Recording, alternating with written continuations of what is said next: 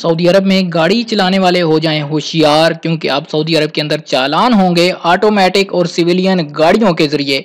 वो किस तरह, आप ये वीडियो देखिए, उसके बाद आपको खुद ही अंदाजा हो जाएगा।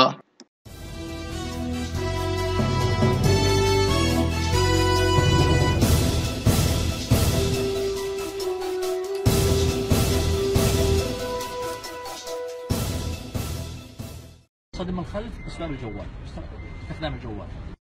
الرصد الآلي لرجال المرور والتقنية الجديدة، يتم تحديد الشارع قبل البدء في رصد المخالفات.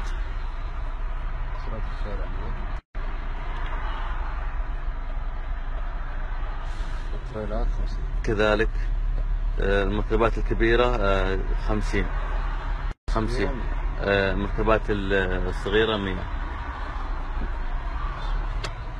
بسم الله، بداية الرصد.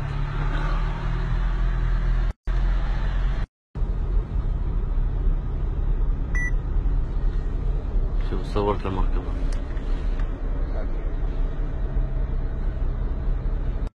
قبل البدء بالرصد متابعة اللوحات 120 على الطرق الدائرية، ويتم التغيير عبر الجهاز 120. الآن سيتم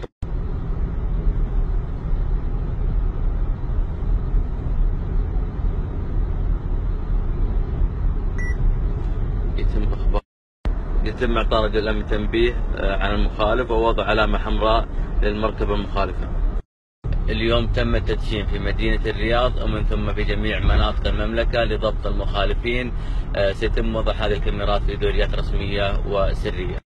जी तो दोस्तों, आपने देखा कि किस तरह अब सऊदी मरूर यानी ट्रैफिक पुलिस एक नया निज़ाम लेके आ रही है, जिसके अंदर प्राइवेट गाड़ियों के जरिए ओवर स्पीड और खिलाफ वर्जियों करने वालों को पकड़ा जाएगा। उम्मीद करता हूँ आज की वीडियो आपको पसंद आई होगी। वीडियो पसंद आए तो लाइक का बटन जरूर दबाइए, और अगर अभी तक आपने हमारे चैनल को सब्सक्राइब नहीं किया, चैनल को जरूर सब्सक्राइब कीजिए, ताकि सऊदी अरब के हवाले से ताज़ा तरीन मालूमात आप तक पहुँच सके।